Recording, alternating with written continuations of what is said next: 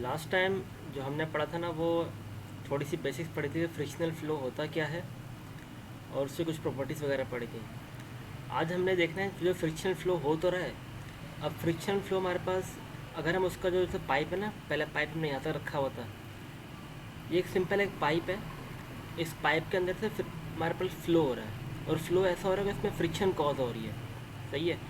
तो हमने देखना है कि अगर हम पाइप की लेंथ बढ़ाते हैं तो फ्रिक्शन में क्या असर होता है। आया फ्रिक्शन बढ़ती है या आया फ्रिक्शन कम होती है, या हमारे मार्क नंबर पे क्या इफ़ेक्ट हो रहा होता है। तो अब इसमें है क्या, इस टॉपिक के अंदर 6.7 इससे हमने देखना है कि अगर हम, जो हमारे पास जो डक्ट होती है ना, अगर उसके पीछे से सब सोनिक फ़्लो मिले तो लेंथ के इंक्रीज़ करने से क्या असर होता है, या अगर उसको सुपरसोनिक फ़्लो मिले तो लेंथ के इंक्रीज़ करने से उस पर क्या फ़र्क पड़ता है। तो ये दो चीज़ें हैं जिससे पढ़ेंगे अभी हम। जैसे फिर होता ही है कि हमारे पास ना,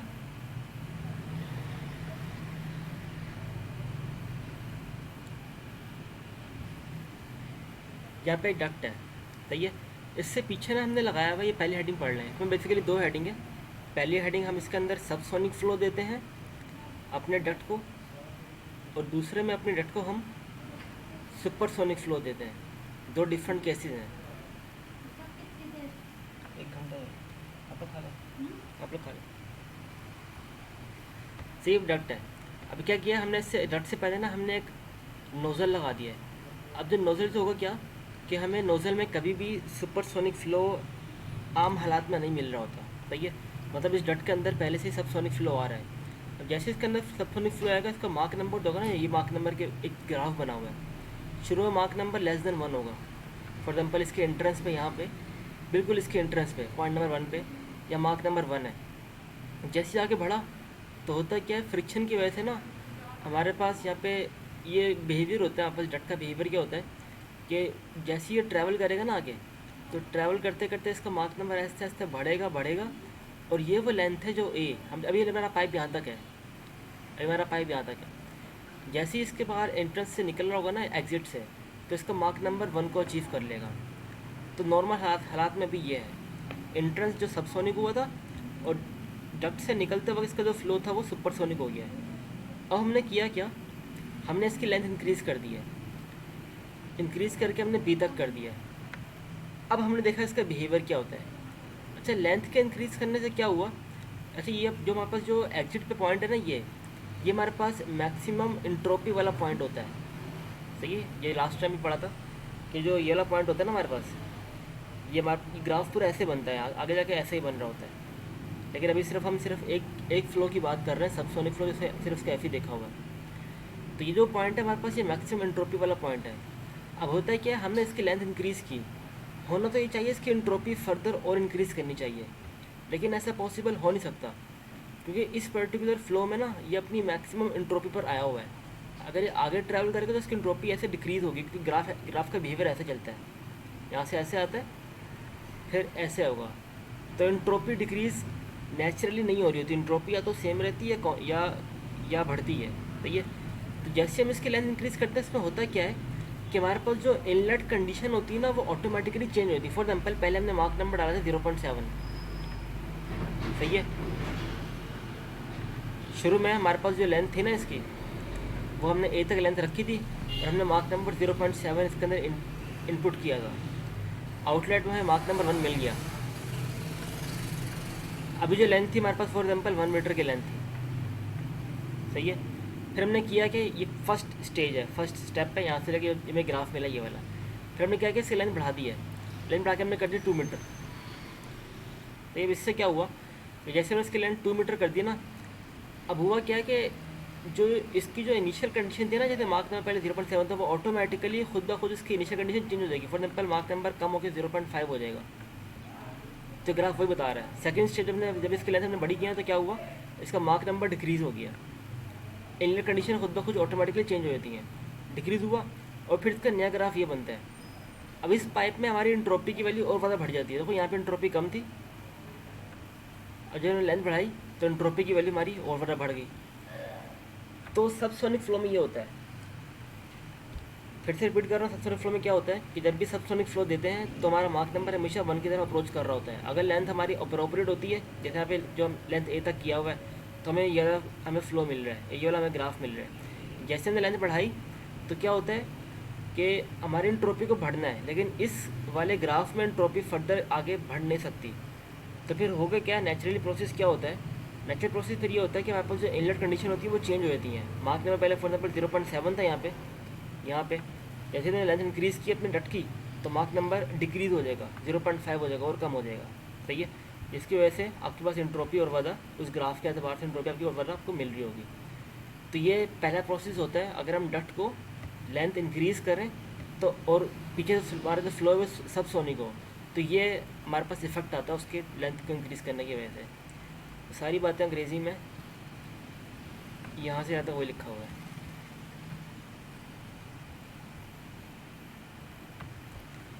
ठीक है, अच्छा इसमें फर्दर हमारा मास जो हमारा ये एक्चुअल ग्राफ इसका ये है, इसमें ना हमारे पास जो हमारा मास सॉलिड होता है वो भी डिक्रीज़ हो रहा होता है।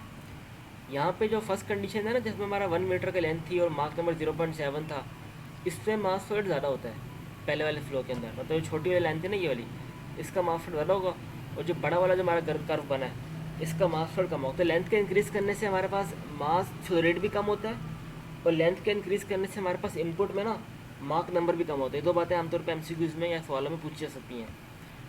लेंथ इंक्रीज़ करो तो मार्क नंबर भी डिक्रीज़ और आपका मास रेट भी डिक्रीज़ होगा।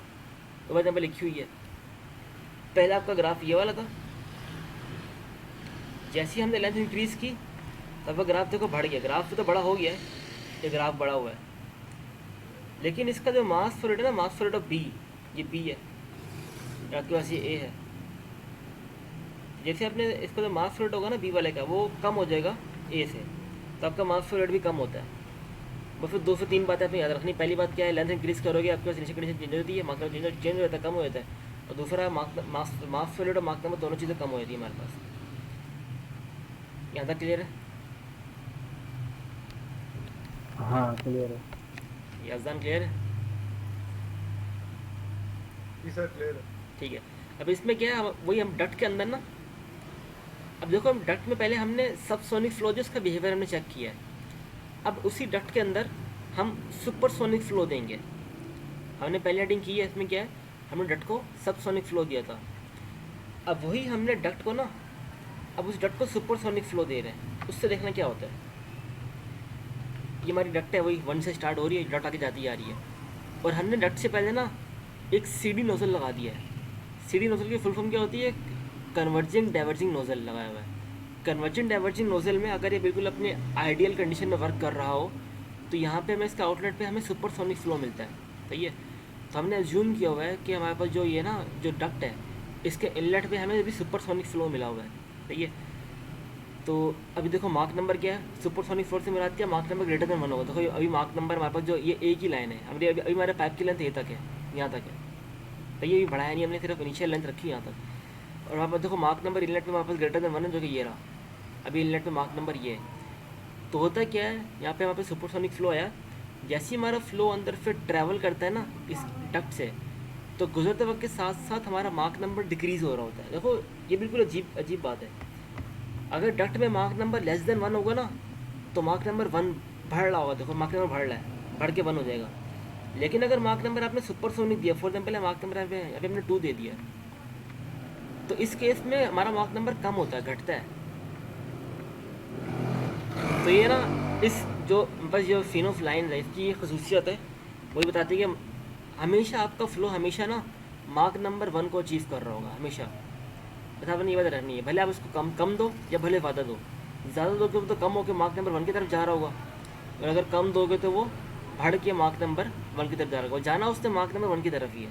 ठीक है, तो स्पीडी नोजल था, आपने उसको यहाँ पे एक स्पीडी नोजल में सुपरसोनिक फ्लो जो इसका मार्क नंबर शुरू में फॉर एग्जाम्पल 2 था, ज़्यादा था। यहाँ पे ये यहाँ से ग्राफ स्टार्ट हो रहा है। जैसे आगे बढ़ा फ्लो हमारा आगे बढ़ा, तो निकलने से पहले ना उसका मार्क नंबर कम होते 1 तक आ गया। तो ये एक्चुअल हालात में हमारा फ्लो ये है। सही है, अब हमने किया क्या, इसकी लेंथ बढ़ा दी, हमने लेंथ बढ़ा दी है। सही है, अब लेंथ बढ़ाने से क्या होगा, इसके अंदर जो फ्रिक्शनल इफेक्ट होगा वो बढ़ जाएगा। सही है, फ्रिक्शनल इफेक्ट के बढ़ने की वजह से हमारी एंट्रोपी बढ़ेगी। सही है। लेकिन इस हालात में हमारे पास जो ये वाला जो पहला वाला ग्राफ है, इसमें जो ये पॉइंट होता है ना, ये मैक्सिमम एंट्रोपी का पॉइंट होता है। इससे ग्राफ फिर ऐसे आता है, आपसे पीछे आता है, सही है। तो इसमें तो एंट्रोपी नहीं बढ़ेगी, इसमें एंट्रोपी फर्दर डिक्रीज़ हो रही है, सही है। तो हमारे पास ये जैसे मैं इसकी लेंथ हम इंक्रीज़ करते हैं ना, यहाँ पे ये हमने लेंथ इंक्रीज़ कर दिया, तो होता क्या है कि इसके बीच में ना यहाँ पे एक शॉक वेव बन जाती है। हमने पढ़ा था शॉक वेव करती क्या है। शॉक वेव एब्रप्टली आपके पूरे सिस्टम के बिहेवियर को चेंज कर देती है। अगर शॉक वेव से पहले आपके पास यहाँ पे सुपरसोनिक फ्लो, तो जो कि यहाँ सुपरसोनिक फ्लो पे है, तो सडनली शॉक वेव करती क्या है, उस सुपरसोनिक फ्लो को सडनली सबसोनिक फ्लो में कन्वर्ट कर देती है। अब देखो हुआ क्या, हमने इसकी लेंथ इंक्रीज़ करके यहाँ तक कर दी लेंथ। होता है क्या, मार्क नंबर अभी वही है, बड़ा है, ग्रेटर देन 1 है, यहाँ से स्टार्ट हुआ, देखो यहाँ से डॉटेड लाइन बनी हुई है, स्टार्ट हुआ यहाँ तक आया, बीच में ना इस पॉइंट पे यहाँ पे इसको मिली शॉक वेव। तो शॉक वेव ने किया क्या, फ़ौरन ये इस लाइन से ना, ये लाइन बनी हुई है लाइन, इस लाइन से ऊपर सुपरसोनिक है हमारा फ्लो, सुपरसोनिक है, इस लाइन से ऊपर मार्क नंबर ग्रेटर देन 1 है, और इस लाइन से नीचे सबसोनिक है, सही है। तो करते क्या है, जैसे ही हमारा फ्लो आता है, अगर हम लेंथ इंक्रीज़ करते हैं तो क्या होता है, हमने लेंथ इंक्रीज़ की, सॉरी,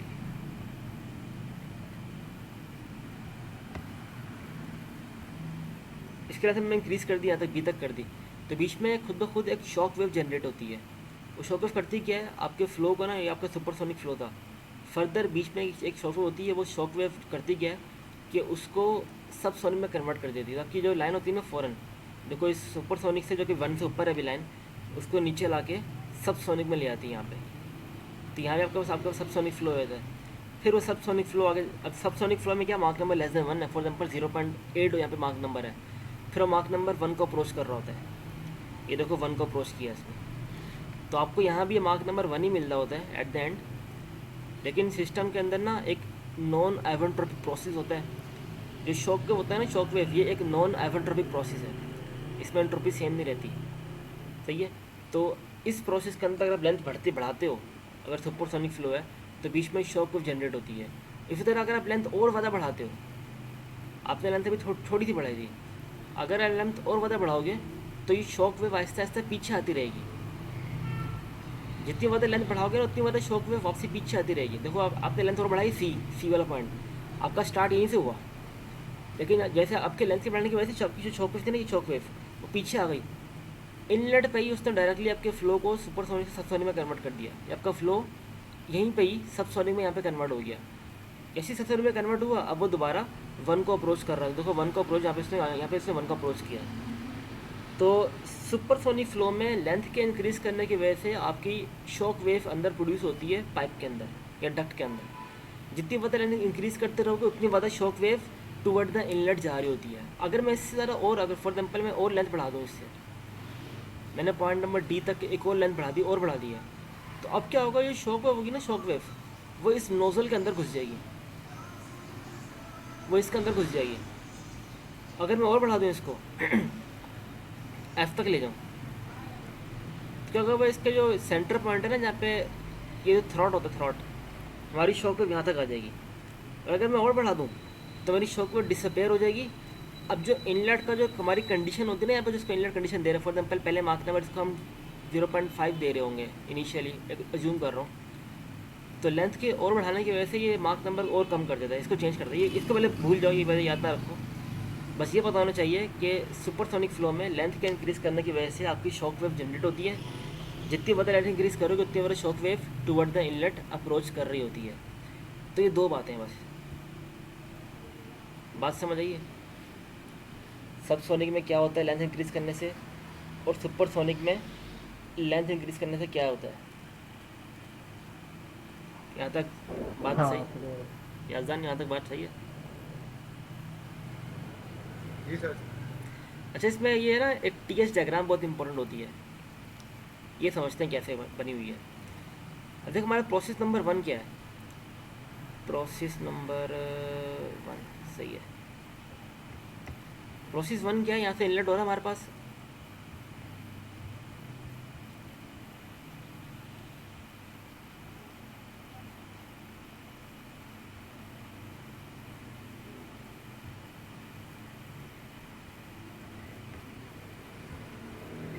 प्रोसेस 1 क्या है, ऐसे हमारे पास इनलेट हो रहा है, हमारे पास फ्लो अभी सुपरसोनिक है, सही है, और वो सुपरसोनिक से फ्लो आहिस्ता आहिस्ता आहिस्ता सबसोनिक में कन्वर्ट हो रहा है और ए तक आके बिल्कुल वो मार्क नंबर 1 को अचीव कर दिया, जो कि सोनिक फ्लो हो गया।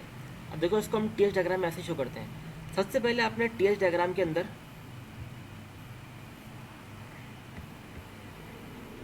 फॉर एग्जाम्पल यहाँ पे ग्राफ है, सबसे पहले अपने डायग्राम के अंदर अपने ये बना देना, बस ये, सही है, कि आपने एक ऐसी एक अपने कर्व बना दिया है, सही है। अब इस कर्व में करना क्या आपने, आपने वो देखना है कि तो ये कर्व का ना सेंटर पॉइंट होता है ये, इससे ऊपर सारा सुपरसोनिक होता है, सबसोनिक, सबसोनिक, और इस लाइन से ये सारा सुपरसोनिक होता है, सही है। पहली बात तो ये। दूसरी बात, मैं ग्राफ बनाता हूँ पहले। पार्ट नंबर ए में क्या है कि मेरे पास शुरू में फ्लो सुपरसोनिक है, तो मैंने बोल दिया अभी फॉर एग्जाम्पल यहाँ बैठा हुआ हूँ मैं, इनलेट में मेरे पास फ्लो सुपरसोनिक है, फॉर एग्जाम्पल मैं ये, मुझे पता है इस लाइन से नीचे सारा सुपरसोनिक है, मैं यहाँ तक आ गया, और सिर्फ इस पॉइंट पे ना, इस पॉइंट पे, सिर्फ इस पॉइंट पे, इस पर्टिकुलर पॉइंट पे यहाँ पे फ्लो होता है सोनिक, और हमारा फ्लो हमेशा इसी की तरफ आ रहा होता है, यहाँ पे फ्लो सोनिक होता है, और इसके यहाँ पे मार्क नंबर 1 होता है, यहाँ पे मार्क नंबर ग्रेटर देन 1 होता है, यहाँ पे मार्क नंबर लेस देन 1 होता है, सही है। मैंने बोला मेरे पास इनलेट है, सुपरसोनिक फ्लो था, तो जरूरी फॉर मैंने सपोज कर लिया मेरे पास अभी फ्लो का मार्क नंबर भी ये है, और वो मार्क नंबर 1 की तरफ अप्रोच करेगा। जो भी फ्लो, भले आपका फ्लो सुपरसोनिक हो सबसोनिक हो, हमेशा वो मार्क नंबर 1 को अप्रोच कर रहा होगा। तो देखो फ्लो मेरे पास मार्क नंबर 1 को अप्रोच कर रहा है, फ्लो आगे गया, आगे गया, करते करते क्या हो क्या रहा है, जैसे ये ए से बाहर निकल रहा होगा ना, तो उसका मार्क नंबर 1 अचीव हो गया होगा। तो जो पहला प्रोसेस है उसकी मेरी डायग्राम ये बनेगी, यहाँ से ये मेरा पॉइंट नंबर 1 है, और ये मेरा पॉइंट नंबर ए है, बस बन गई टी एच डायग्राम। आपने लिख देना, आपकी टी एच डायग्राम बन गई, देखो वही बना हुआ है, देखो पॉइंट नंबर 1 है, और ये आपका पॉइंट नंबर ए हो जाएगा, ये वाला, तो आपकी टी एच डायग्राम बन गई। इस तरह का सेकंड अगर मैं लेंथ बड़ी करता हूँ तो उसमें क्या हो रहा है कि यहाँ पे सुपरसोनिक फ्लो से स्टार्ट हुआ है, स्टार्ट सुपरसोनिक फ्लो से हुआ है, लेकिन बीच में इसको एक शॉक वेव मिलती है। वो शॉक वेव करती क्या है, सुपरसोनिक फ्लो को सबसोनिक फ्लो में कन्वर्ट कर देती है, सही है। तो देखो मैं यहीं से स्टार्ट हुआ, स्टार्ट मैंने यहीं से किया, पॉइंट 1 से स्टार्ट किया, आगे बढ़ा आगे बढ़ा आगे बढ़ा आगे बढ़ा, लेकिन बीच में ना, यहाँ पे डक्ट के बीच में हो भी मैं, मुझे यहाँ पे एक शॉक वेव मिलती है। शॉक वेव से होगा क्या कि मैं यहाँ से सबसोनिक में चले जाऊँगा।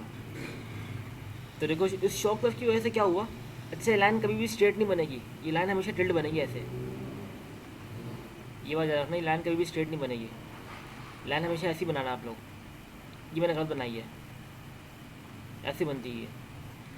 तो होगा क्या, एक बीच में लेंथ के बीच में ना, डट के बीच में एक पॉइंट आएगा जहाँ पे शॉक वेव होगी, तो वो शॉक वेव करेगी क्या, हमारे फ्लो को सबसोनिक में कन्वर्ट करेगा। देखो यहाँ पे हमारा फ्लो अब सबसोनिक हो गया, अब फ्लो सबसोनिक हो गया, लेकिन फिर भी उसने अप्रोच करना 1 की तरफ, तो यहाँ से फ्लो इधर आएगा, और ये हमारा पॉइंट नंबर बी है, बाहर निकल के ऐसे होता, देखो वही किया हुआ है यहाँ पे, इन्होंने वही किया हुआ है, ये पॉइंट नंबर 1 था, तो पॉइंट नंबर 1 पे उससे क्या, इसको शॉक वेव मिली, ये शॉक वेव मिली, शॉक वेव उसका क्या किया उसको सबसोनिक कर दिया फ्लो को, और उसने वो फ्लो दोबारा फिर मार्क नंबर 1 की तरफ अप्रोच हुआ, सिंपल। इससे तीसरा क्या, लेंथ हमने और बढ़ा दी, सी तक लेंथ कर दी हमने। सी में क्या हुआ था कि हमारी जो शॉक वेव थी ना, वो और पीछे आ गई थी, बिल्कुल शॉक वेव इनलेट की तरफ आ गई थी, सही है। तो होगा क्या, जैसे हमारे पास यहाँ पे स्टार्टिंग में ही हमारे पास जो हो रहा होगा ना फ्लो, वो सुपरसोनिक से सबसोनिक में कन्वर्ट हो गया होगा, और फिर 1 को अप्रोच कर रहा होगा, देखो वही है। यहाँ पे क्या होगा, स्टार्टिंग में ही हमारा जो फ्लो होगा ना, वो सुपरसोनिक से सबसोनिक में कन्वर्ट हो गया होगा, और ये भी दोबारा हमारे पास मार्क नंबर 1 को अप्रोच कर रहा होगा। तो टी एच डायग्राम बहुत सिंपल है बनाना। देखो आपके आखिरी टी एच डायग्राम ये है, जैसे ही मार्क नंबर 1 पॉइंट नंबर 1 पे आपको यहाँ पे शॉक वेव मिली, शॉक वेव ने किया क्या, आपके फ्लो को फ़ौरन सबसोनिक किया, और वो सबसोनिक भी 1 को अप्रोच किया, उसने मार्क नंबर 1 अचीव हो गया यहाँ पे। तो ये डायग्राम क्लियर है? जी सर क्लियर है। यह है क्लियर है?